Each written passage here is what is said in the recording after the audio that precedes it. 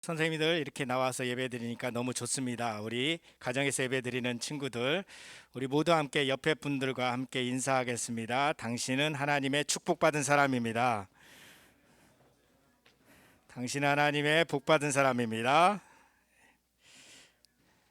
예, 복을 많이 받은 사람들입니다. 이 시간 하나님의 말씀 같이 읽고 나누겠습니다. 역대하 7장 12절부터 14절입니다. 구약성경 664쪽입니다. 구약성경 664쪽 역대하 7장 12절부터 14절 역대하 7장 12절부터 14절 구약성경 664쪽 제가 12절, 여러분들이 13절, 14절 맨 마지막에 같이 읽겠습니다. 우리 다 같이 일어나서 하나님의 말씀을 받들어 읽도록 하겠습니다. 밤에 여호와께서 솔로몬에게 나타나사 그에게 이르시되 내가 이미 내 기도를 듣고 이곳을 택하여 내게 제사하는 성전을 삼았으니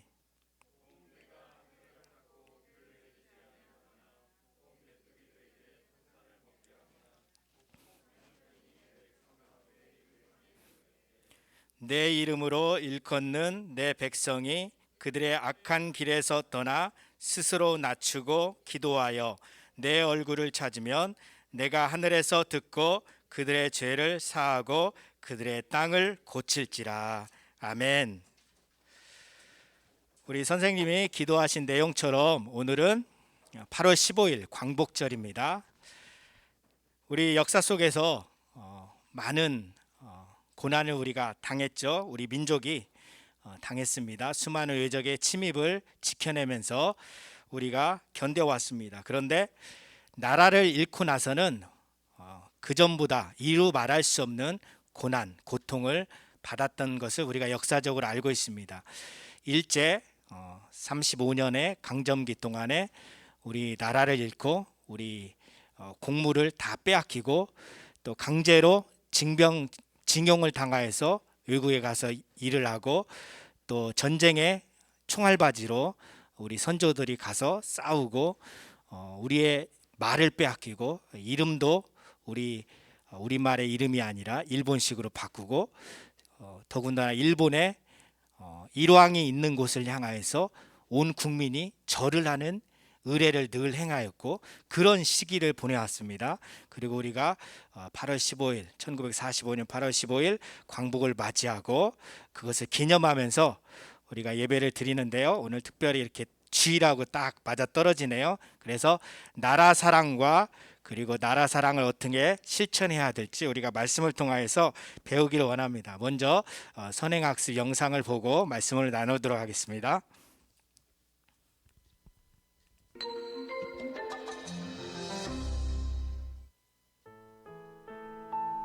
우리는 자신뿐 아니라 이웃과 함께 더불어 살아갑니다. 그래서 혼자인 것 같은 순간에도 우리는 외부의 영향을 받고 있습니다. 하나님은 우리가 하나님을 사랑하고 또한 이웃을 사랑하라고 말씀하셨습니다. 그래서 그리스도인은 하나님과의 관계를 이루지만 이웃과의 관계에서도 서로 사랑하며 살아가야 합니다.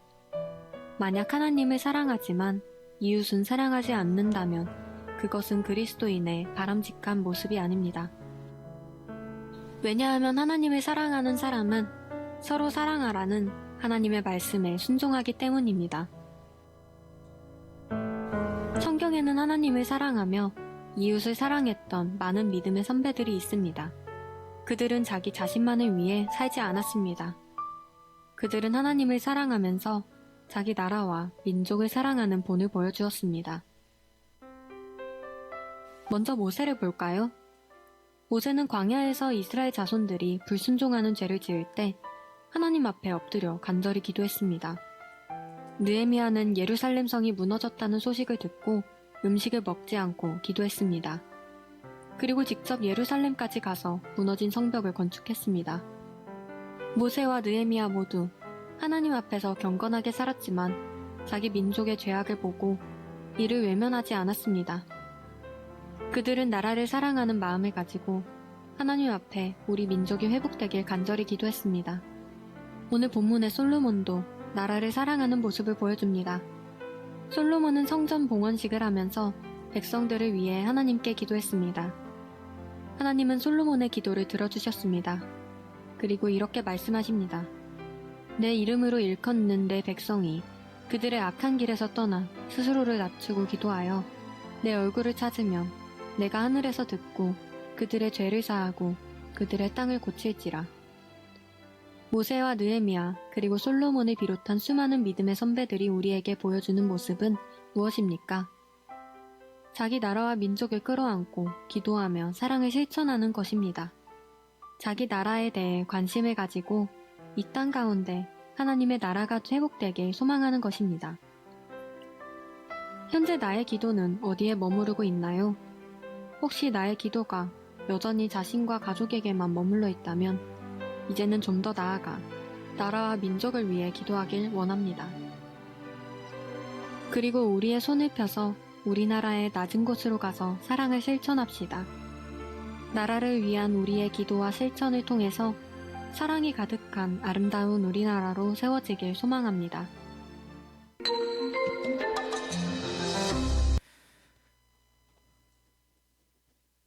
다윗 왕의 뒤를 이어서 솔로몬이 왕이 되었습니다. 그런데 다윗의 시대까지는 이스라엘에 하나님의 성전이 없었어요. 하나님께 예배를 드리는 제사를 드리는 장소는 성막에서 이루어졌습니다. 성막, 여호와의 장막이라고도 하는 성막에서 하나님께 제사를 드렸는데 다윗이 볼 때 하나님의 집 성막이 너무 초라해 보이는 거예요. 자기는 너무나 아름다운 궁궐에서 지내고 있는 것을 볼 때 하나님의 성전을 짓고자 하는 마음을 가지게 되었어요. 그래서 하나님이 그것을 기쁘게 받으셨는데요. 그것이 이루어지는 것은 솔로몬 왕 때 성전을 건축할 수 있었습니다. 그래서 솔로몬이 성전을 지었는데 저 앞에 그림을 한번 보세요. 저와 같은 모습으로 성경을 읽고 그것을 따라서 한번 성경을 그린 그림이죠. 이미지입니다. 저렇게 성전을 지었습니다. 채석장에서 큰 돌들을 떠다가 성전 기초를 쌓고 그리고 레바논에서 백향목이라고 하는 아주 견고하고 아름다운 나무들을 운반해 가지고 성전을 지었어요. 그리고 장식을 하고 그리고 성전 내부를 금으로 입혔습니다. 안에 내부를 한번 보여주세요. 예, 저 안에 금으로 입히고 그리고 성막에서 있었던 그 기구들을 가져다 놓기도 하고 법궤 같은 것은 가져다 놓고 그리고 또 새롭게 구리로 큰 물을 담아둘 수 있는 용기, 바다, 물두멍이라고 하죠. 이런 것들을 만들었습니다. 그래서 하나님께 제사를 드릴 수 있는 모든 기구를 만들었죠. 이렇게 성전을 완공하기까지 무려 7년의 시간을 보냈습니다. 그리고 오늘 우리가 읽은 말씀은 성전을 이렇게 완공한 이후에 하나님께 성전을 봉헌해 드리는 예식을 가지면서 하나님께 기도한 내용을 담고 있어요. 그래서 열왕기하 6장의 말씀은 이제 솔로몬이 성전을 완공하고 나서 하나님께 기도한 내용이 나오고요. 우리가 읽은 이 7장의 이 말씀은 하나님이 그 솔로몬의 기도에 응답하시는 내용으로서 지금 우리에게 가르쳐주고 있습니다. 자, 그래서 우리가 성전 봉헌식과 기도를 보면 솔로몬이 먼저 성전을 짓고 하나님께 찬양과 경배를 올렸다는 거죠. 하나님은 모든 것 위에 뛰어나셔서 온 우주를 초월해 계시는 분이에요. 그래서 모든 곳에 하나님이 다 계시는데 어떻게 인간이 만든 어떤 공간에 장소에 하나님이 머물 수 있겠는가? 그래서 솔로몬이 그것을 고백을 하죠. 우리 역대하 6장으로 가볼까요? 6장 18절 한번 보세요. 역대하 6장 18절. 솔로몬의 표현이 굉장히 하나님에 대해서 잘 여기에서 표현하고 고백하고 있는 것을 알 수가 있어요. 역대하 6장 18절 하나님이 참으로 사람과 함께 땅에 계시리이까 보소서 하늘과 하늘들의 하늘이라도 주를 용납하지 못하겠거든 하물며 내가 건축한 이 성전이오리이까. 하늘과 창공과 그 하늘의 그 깊은 곳 꼭대기까지 하나님을 다 수용할 수 없다는 거예요. 크고 위대하신 하나님, 그 하나님을 담을 수 없는데 어떻게 하나님이 사람이 지은 이 성전에 계실 수 있겠습니까? 그럼에도 불구하고 하나님이 그의 이름을 이 성전에 두시고 이곳을 보시고 예루살렘을 보시고 이스라엘 백성들과 함께 하신다는 것에 감사합니다. 그러면서 찬양과 경배를 올려드린다는 거죠. 그래서 성전이 갖는 의미가 뭐냐? 성전은 하나님을 예배하는 장소죠. 하나님이 거하시는 거룩한 성전이다. 그곳에서 이스라엘 백성들이 하나님을 예배하는데 제사를 통하여서 하나님께 예배하며 나아갑니다. 하나님을 만나는 장소가 됩니다. 그곳에서 이스라엘은 하나님의 은혜를 받습니다. 그래서 성전은 하나님을 만나는 장소이고 하나님의 은혜가 베풀어지는 곳이다. 그게 바로 거룩한 성전입니다. 그래서 이스라엘과 함께 하시는 하나님, 이스라엘과 함께 하신다는 것을 성전 가운데 계시는 하나님으로서 하나님이 그분 자신을 그렇게 보여주셨다는 거죠. 나타내셨다는 거죠. 그것에 감사하면서 감사와 영광을 올려드립니다. 자, 두 번째, 이제 솔로몬이 성전을 향하여 하나님께 기도하면 하나님께서 들으시고 응답하여 주시옵소서 이렇게 간절히 기도하였다는 거죠. 솔로몬의 기도를 살펴보면 이렇습니다. 길게 6장에 걸쳐서 쭉 솔로몬의 기도가 나와요. 그 내용을 요약해 보면 이렇습니다. 하나님이 계시는 이 성전을 향하여 우리가 기도할 때 하나님은 들으시고 응답하여 주시옵소서. 이스라엘이 범죄한 이후에 돌이켜서 하나님께 기도하면 하나님께서 그 기도를 들으시고 용서하여 주시옵소서. 재앙이나 질병이나 전쟁이 일어났을 때 하나님의 도움을 구하러 이 성전을 향하여 기도하거든 하나님 도와주시옵소서. 우리를 구원하여 주시옵소서. 이스라엘 백성들이 아닌 이방인들이라고 할지라도 이 성전에 오거나 이 성전을 향하여 기도하거든 하나님 그들의 기도를 들어주시옵소서. 그리고 그들로 하여금 하나님을 알게 하여 주시옵소서. 이방인들을 위하여서까지도 기도했고요. 그리고 이스라엘이 전쟁에 패하고 범죄하여서 포로로 사로잡혀 갔을 때 이 성전을 향하여 하나님께 기도하면 하나님 그 포로 생활 속에서 구원해내 주시옵소서. 그렇게 기도했다는 거예요. 그래서 이스라엘과 이스라엘 백성들을 위하여서 솔로몬이 하나님께 이렇게 기도하였습니다. 그래서 그 밤에 하나님께서 솔로몬의 기도에 응답하여 말씀하셨습니다. 내 백성이 그들의 악한 길에서 떠나 스스로 낮추고 기도하며 내 얼굴을 찾으면 내가 하늘에서 듣고 그들의 죄를 사하고 그들의 땅을 고칠지라 이렇게 말씀하셨습니다. 하나님 앞에서 겸손하게 행하고 자기를 낮추고 죄악을 행하였을 때 거기에서 돌이켜 하나님께로 나아가면 그리고 기도하면 하나님께서 들으시고 그리고 치유하여 주시고 회복시켜 주시고 다시 번영하게 해 주실 것이다. 하나님의 약속의 말씀입니다. 여러분 이제 우리 가운데 적용해 보기를 원합니다.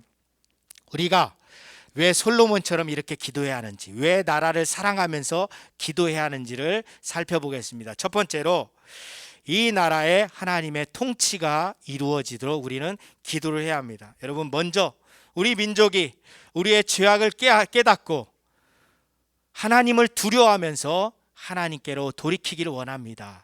이렇게 우리가 기도해야 한다는 거죠.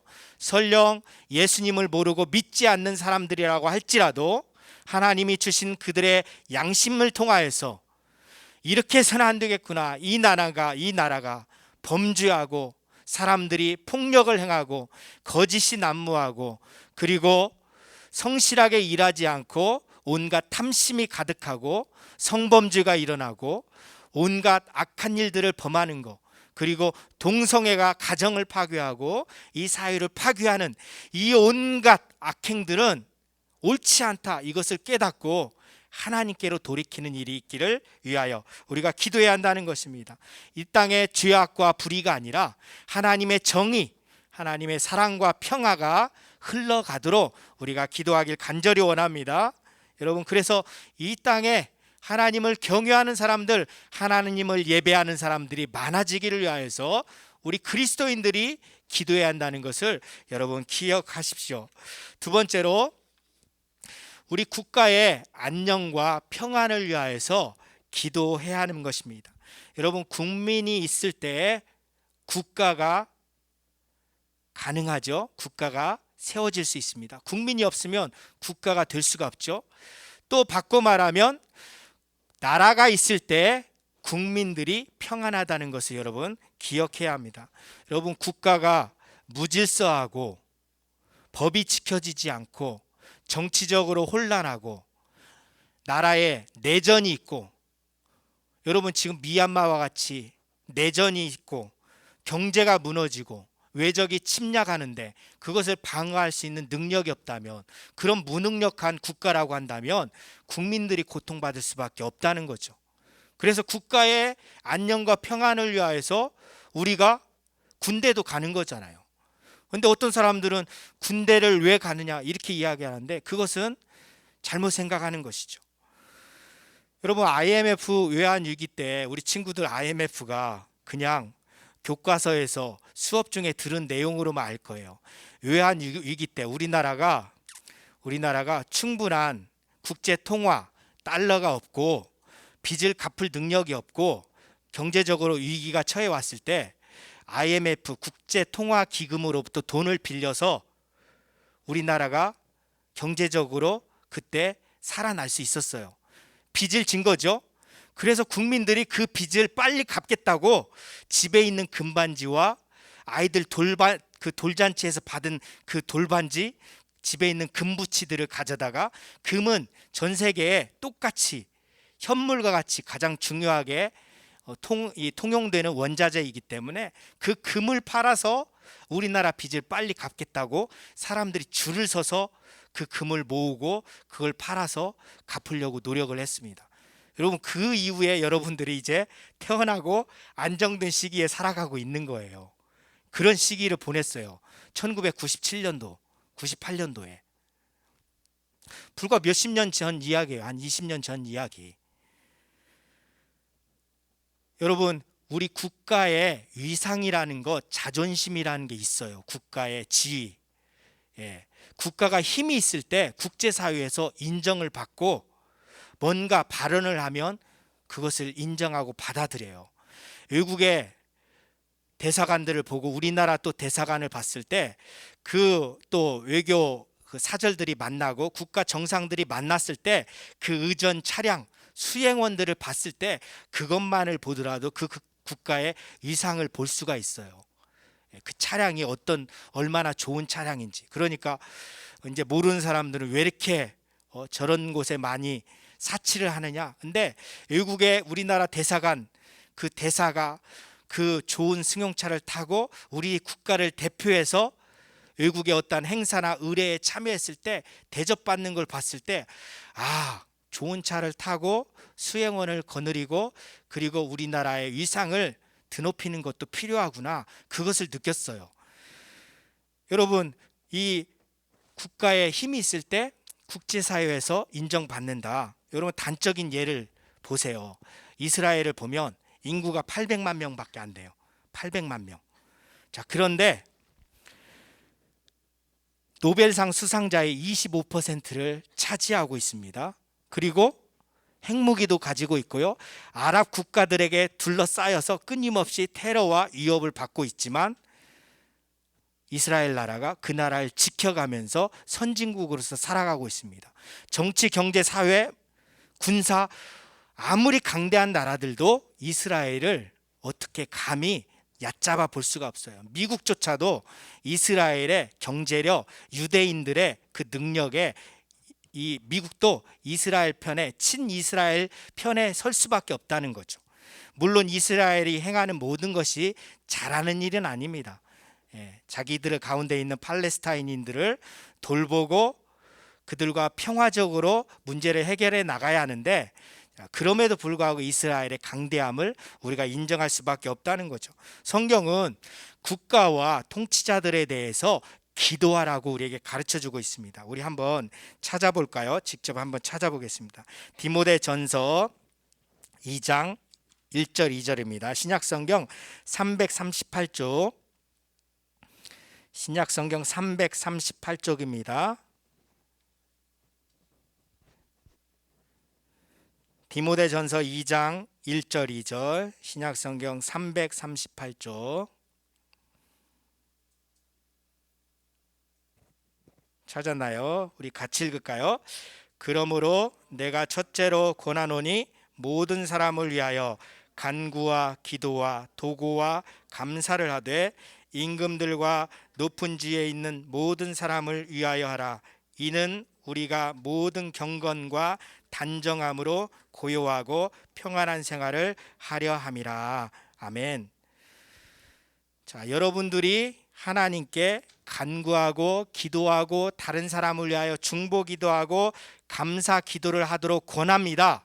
그리고 그 다음에 왕들과 높은 지위에 있는 사람들을 위하여서도 기도하십시오. 왜냐하면 우리가 경건하고 조용하고 평화로운 생활을 하기 위함입니다. 국가가 평안하고 통치자들이 정치를 잘해야 우리가 평안한 중에 거하면서 예배할 수 있다는 거예요. 우리가 일상생활이 평안한 중에 가능하다는 거예요. 그러니까 나라와 민족, 국가의 통치자들을 위하여서 기도해야 한다는 것입니다. 그래서 우리가 정말 정치인들이 정신을 차리고 정말 국민들을 사랑하는 마음으로 하나님이 주시는 지혜로 이 나라를 잘 이끌어갈 수 있도록 위해서 기도하기를 원합니다. 무엇보다도 예수님을 알고 하나님께서 기뻐하시는 대로 나라를 이끌어 갈 수 있도록 우리가 기도하기를 원합니다. 자, 그 다음에 마지막 세 번째로 온 세상에 하나님의 평화가 임하기를 위하여서 기도해야 합니다. 여러분, 이 세상에 수많은 전쟁이 있어요. 수십 개의 나라에 지금 그 나라 안에 내전이 있어요. 미얀마, 나이지리아, 아프가니스탄 대표적인 나라들이에요. 수십 개의 나라에 여러분들이 알지 못하지만 서로 종족이 달라서 싸우고요, 종교가 달라서 싸우고요, 서로 경제적인 이권을 달리해서 싸우고 그래요. 수십 개의 나라에 죽이고 납치해가고 어린 아이들을 납치해가지고 소년 병사로 만들고 그리고 전쟁터로 내보내가지고 총을 쏘게 하고 그런 세상이에요. 나라와 나라들끼리 끊임없는 분쟁이 있습니다. 여러분, 대한민국, 일본, 중국 사이에 끊임없이 이 갈등이 있잖아요. 독도로 일본 땅이라고 하고 중국하고 일본은 또 조어도가 자기네 땅이라고 막 그러고 중국해 아무도 들어오지 말아야 된다고 중국이 또 야욕을 부리고 끊임없는 그 긴장 상태에 있습니다. 여러분, 인도와 파키스탄은 종교가 이슬람교고 인도는 힌두교예요. 그리고 또 영토 분쟁이 있어요. 파키스탄과 인도. 중국은 소수민족과의 갈등이 있죠. 티벳이 독립하지 못하도록 막고 이런 끊임없는 분쟁이 있습니다. 여러분, 이러한 갈등이 언제 어떻게 끝날 수 있을까요? 인류의 역사에 있어서 끝날 수가 없어요. 인류의 역사에서 전쟁과 분쟁은 끝날 수가 없습니다. 온 세상에 평화를 주시는 구원자 예수 그리스도께서 이 세상을 완전히 통치하실 때 그때가 이르기 전에는 평화가 있을 수 없다는 거예요. 그래서 성경은 온 세상의 구원자가 되시는 예수님이 온 세상의 왕으로 통치하실 때 진정한 평화가 올 것이라고 말씀합니다. 그래서 이사야서 2장 4절에 보면 그가 열방 사이에 판단하시며 많은 백성을 판결하시리니 무리가 그들의 칼을 쳐서 보습을 만들고 그들의 창을 쳐서 낫을 만들 것이며, 그러니까 그들의 칼을 이제 바꿔서 땅을 가는 쟁기로 바꾼다는 거예요. 농사 짓는 쟁기로. 그들의 창을 이제 다듬어서 곡식을 베는 낫으로 바꾼다. 그러니까 전쟁하는 그 무기가 이제 평화로운 도구로 바뀌어지게 되고 이 나라와 저 나라가 서로 치지 아니하고 전쟁을 연습하지 않을 그날이 올 것이다. 누가? 예수 그리스도께서 평화의 왕으로 온 세상을 다스리실 그 나라가 되면 진정한 평화가 온다고 말씀합니다. 여러분, 지금 현재 온 세상에 완전한 평화가 없는데 우리가 그 평화가 올 수 있도록 일을 해야 돼요. 그것은 뭐냐? 예수 그리스도의 평화의 복음을 온 세상에 전하는 거예요. 천하 만국에 모든 나라, 모든 민족, 종족들에게 예수님의 복음을 전했을 때 이 예수 그리스도의 복음 안에서 서로를 용서하는 일이 있을 수 있고 사랑할 수 있는 일이 일어나고 전쟁을 그치는 일이 일어나게 된다는 것입니다. 평화의 복음, 생명을 살리는 복음을 우리가 전해야 될 분명한 사명이 우리 가운데 있습니다. 그래서 우리가 이 나라를 사랑하고 세계 열방을 사랑하는 마음으로 우리가 살아가길 간절히 원합니다. 여러분, 이제 영상을 볼 터인데요. 두 나라를 다루고 있습니다. 전쟁 범죄를 참여하는 독일, 그리고 그것을 참여하지 않는 일본에 대해서 한번 살펴보겠습니다. 한쪽은 망각하고 다른 쪽은 반성하고 있습니다. 특히 전범 책임자들에 대한 처벌에서는 더 큰 차이가 납니다. 오는 10월 독일에서는 100세 노인이 20대 시절에 나치에 부역했던 혐의로 재판을 받습니다. 강희연 기자입니다. 휠체어를 타고 법정에 들어선 노인, 20대 때 유대인 수용소 경비원으로 일했습니다. 직접 살인하지 않았지만 살인 방조 혐의로 기소됐습니다. 이런 재판은 계속되고 있습니다. 오는 10월에도 수용소에서 일한 100세 노인 재판이 또 열립니다. 공소시효도 없는 계속된 추적. 나치 전범 처벌은 1945년 뉘른베르크 재판 뒤 지금까지 이어지고 있습니다. 이곳은 600호 법정입니다. 히틀러의 후계자 괴링을 포함한 전범들을 실제 이 자리에서 재판을 받았습니다. 괴링, 외무장관 리벤트로프, 강제노동 징병 책임자 자우켈 등 22명이 기소돼 12명이 사형 선고를 받았습니다.